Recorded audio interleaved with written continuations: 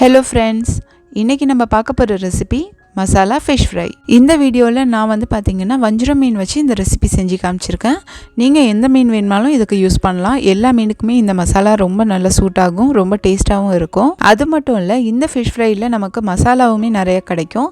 இதை வந்து நம்ம சாதத்துல போட்டு பசஞ்சு சாப்பிடலாம், ரொம்பவே டேஸ்டா இருக்கும். ஸோ கண்டிப்பா இந்த ரெசிபியை நீங்க ட்ரை பண்ணி பாருங்க. இந்த ரெசிபியை எப்படி பண்ணணும்ட்டு வாங்க வீடியோக்குள்ளார போய் பார்க்கலாம்.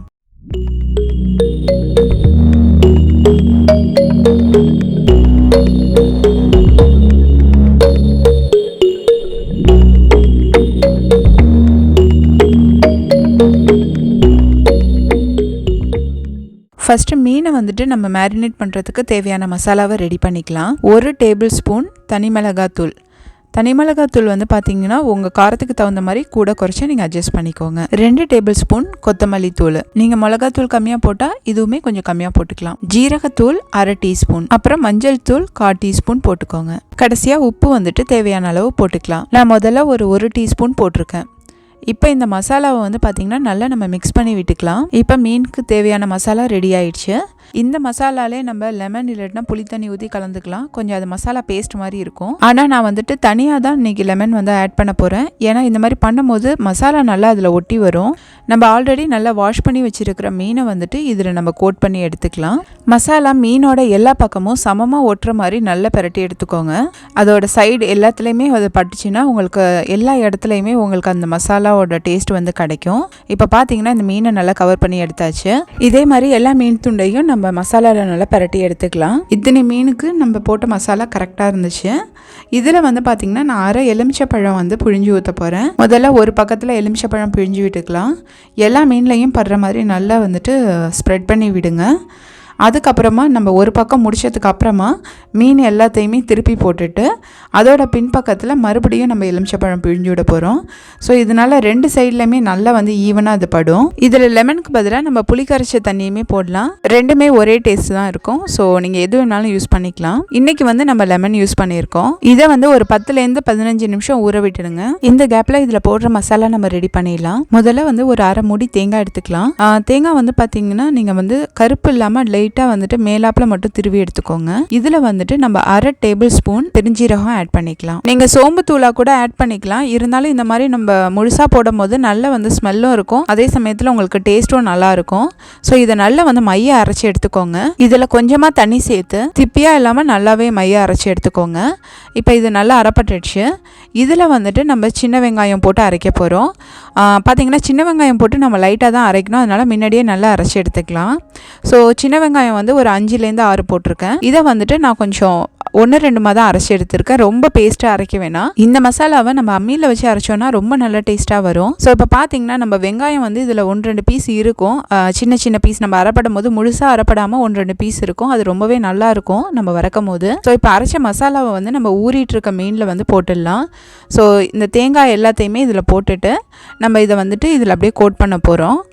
இப்போ பார்த்தீங்கன்னா நீங்கள் ஒவ்வொரு மீனாக வந்துட்டு இந்த மசாலாவை நல்லா வந்துட்டு 2 பக்கத்துலேயும் மசாஜ் பண்ணி விடுங்க. அப்படியே மீனில் வந்துட்டு எல்லா இடத்துலையும் இது ஸ்ப்ரெட் ஆகணும். அதனால் நல்லா ஒவ்வொரு மீனாக எடுத்து நீங்கள் அதை வந்து நல்லா பரட்டி விடுங்க. ஸோ மசாலா வந்து நல்லா கலந்து வரும். இப்போ இதே கொஞ்சமாக மீன் இருந்துச்சுன்னா உங்களுக்கு ஈஸியாக இருக்கும். நான் அப்படி காமிக்கிறதுக்காக ஒரே பிளேட்டில் வச்சு பண்ணதுனால கொஞ்சம் வந்துட்டு ஒவ்வொரு மீனாக எடுத்து பண்ண வேண்டியதாக இருக்குது. நீங்கள் மொத்தமாக அப்படியே வந்துட்டு இதில் கலந்து வச்சுக்கலாம். இப்போ இது மேலே நம்ம பொடிசாக அரிஞ்ச கருவேப்பிலையை போட்டுடலாம்.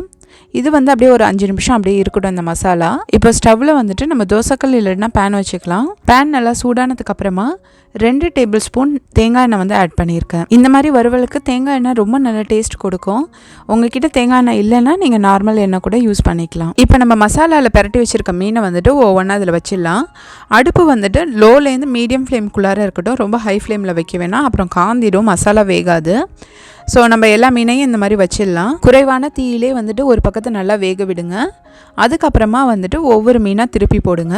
மீன் திருப்பி போடும்போது கொஞ்சம் கேர்ஃபுல்லாக போடுங்க, ஏன்னா சம்டைம்ஸ் வந்துட்டு நம்ம வேகமாக பண்ணோன்னா உடஞ்சிடும். இந்த மாதிரி மீன் வந்து 2 சைடுமே கோல்டன் ப்ரௌன் வர வரைக்கும் நல்லா வந்துட்டு குக் பண்ணுங்கள்.